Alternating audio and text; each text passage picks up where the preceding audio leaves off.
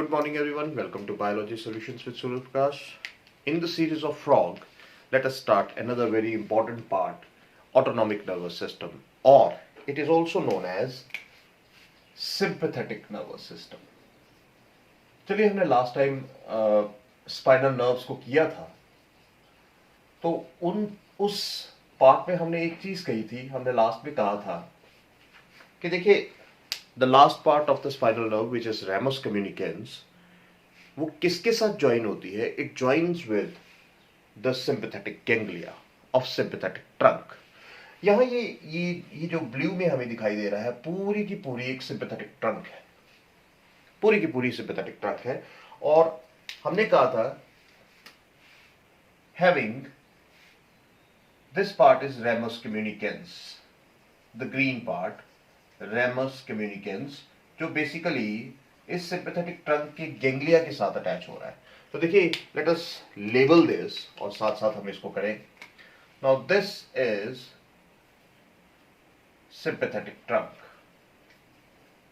Sympathetic trunk. कुछ labelling कर लेते हैं.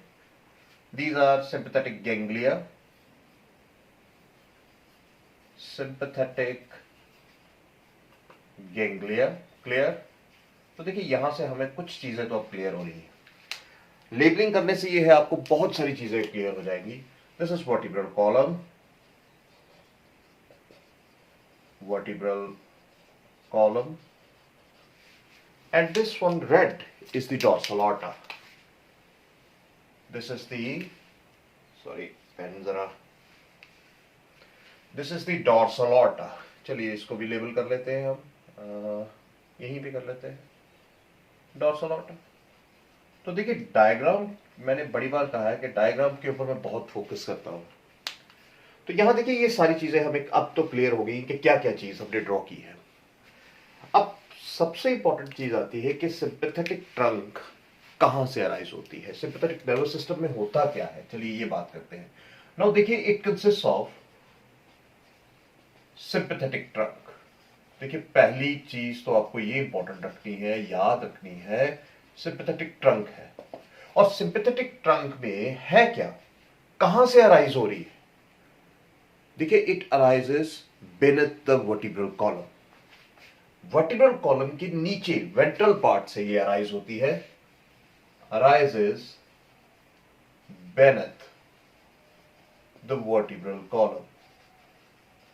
देखिए वर्टिब्रल कॉलम, और यहां देखिए किसके, अगर नीचे है तो it consist of a pair.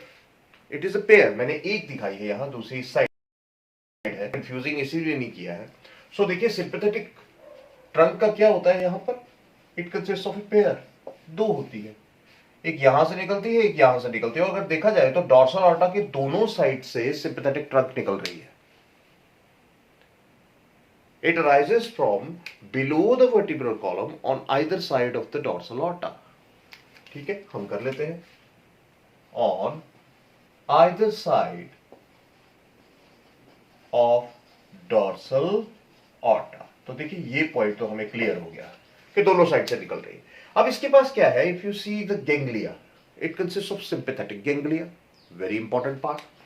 और जब सिंपैथेटिक गैंग्लिया है इसके पास, तो कितने सिंपैथेटिक गैंग्लिया है?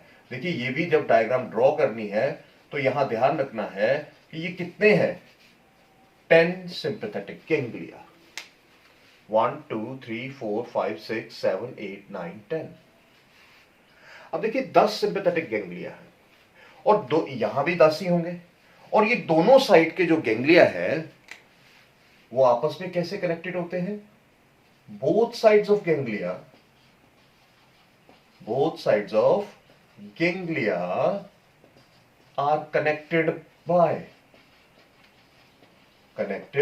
Bye transverse. देखिए आपको पहले भी पढ़ा चुके हैं, कमिशर्स, हमने ये बात की है. Transverse commissures which joins the similar ganglia. मैंने पहले भी कहा था ये कनेक्टिव्स नहीं है जो डिफरेंट गैंग्लिया को अटैच करते हैं. They are commissures which join the similar ganglia. तो देखिए इस साइड में जो कॉर्ड होगी ये दोनों गैंग्लिया आपस में कनेक्टेड होते हैं, दोनों कॉर्ड्स जो है आपस में कनेक्टेड है। किसके थ्रू कनेक्टेड है? Via transverse curvatures. Clear? Now इसके बाद अब ये कॉर्ड निकल रही है, it is entering into the skull reason. Most important, अब ये it enters, each sympathetic trunk enters into the skull region और वहां जाके किसके साथ ज्वाइन होती है? एंड ज्वाइंस विथ, देखिए बहुत important, joins with fifth cranial nerve,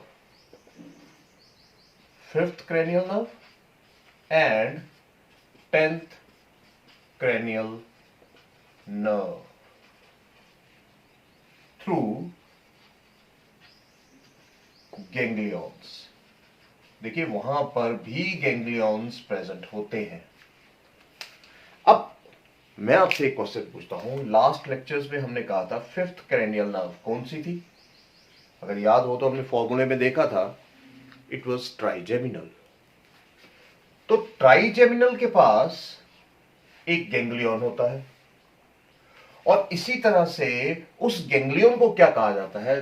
the ganglion is, और यहां जाके सिंपैथेटिक ट्रंक खत्म हो जाती है। जैसे ट्राइजेमिनल के साथ, ट्राइजेमिनल गैंग्लियन के साथ ये अटैच होती है, यहां पर सिंपैथेटिक ट्रंक खत्म हो जाती है। It enters into the skull reason and ends here.